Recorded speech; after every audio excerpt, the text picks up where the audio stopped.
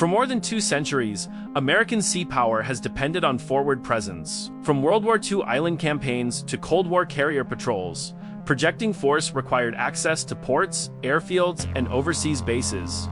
But in the 21st century, permanent land bases have become politically sensitive, expensive, and increasingly vulnerable. Strategic planners inside the Pentagon began asking a simple but revolutionary question: what if the base itself could float? Today, the US Navy is testing a new kind of warship, but this is not a destroyer, not a cruiser, and not an aircraft carrier. It doesn't launch fighter jets. It doesn't carry long-range ballistic missiles. Yet strategically, it may be one of the most important platforms in the modern fleet. This is the US Expeditionary Sea Base, a floating military base designed to operate anywhere in the world without relying on land installations. The answer became the Expeditionary Sea Base, originally developed under the name of Float Forward Staging Base. Instead of designing a traditional warship from scratch, the Navy chose efficiency. They adapted the hull of a commercial Alaska-class oil tanker, large, stable, and built for endurance. Construction was carried out by General Dynamics NASSCO in San Diego, transforming a civilian design into a flexible military platform capable of supporting multiple mission types. The first ship of the class, USNS Louis B. Puller, entered service as a proof of concept.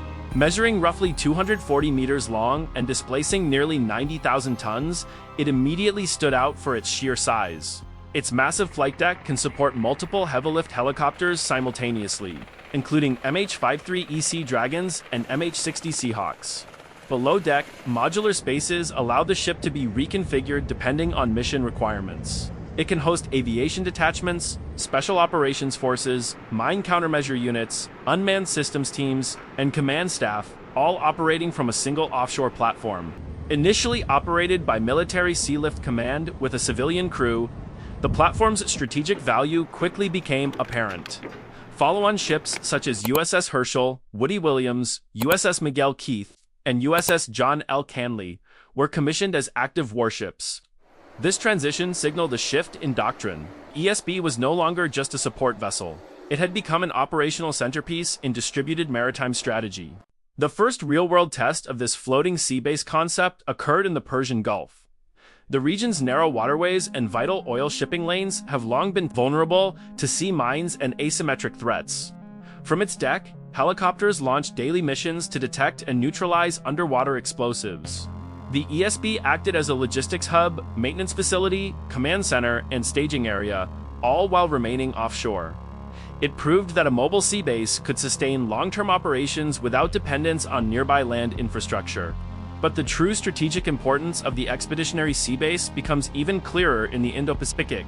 As competition intensifies across the Philippine Sea and broader Pacific theater, flexibility is everything. The distances are vast. The political environment is complex. Permanent bases are limited. Here, the ESB provides a solution that is scalable and adaptable.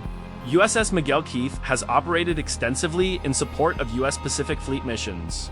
During large-scale exercises such as RIMPAC, it can serve as a helicopter staging platform, logistics support ship, and coordination hub for multinational forces. In scenarios involving humanitarian assistance, maritime security drills, or amphibious rehearsals, the ESB functions as a floating logistics backbone. In waters near the Philippines and the contested South China Sea, the strategic calculus is delicate. Deploying a full carrier strike group sends a powerful message, but it can also escalate tensions. An expeditionary sea base, on the other hand, allows sustained presence without the optics of overwhelming force. It can support maritime patrol aircraft detachments, special operations teams, or joint training exercises with allied navies. Its presence signals commitment while maintaining strategic flexibility. The design itself reflects this philosophy. The ESB is not built for high-end naval combat. It does not carry advanced Aegis radar systems like Arleigh Burr-class destroyers. It lacks heavy missile armament. Its cruising speed is approximately 15 knots. In a high-threat environment, it relies on escort ships and layered defenses, but that is by design. The Expeditionary Sea Base is not meant to replace frontline combatants, it amplifies them. One of its most valuable roles is supporting special operations forces. The expansive deck and internal facilities allow rapid launch and recovery of helicopters carrying special operations teams. In crisis response scenarios, hostage rescue, maritime interdiction, counterterrorism, the ESB becomes a mobile launch pad positioned close enough to respond quickly, yet far enough offshore to remain flexible.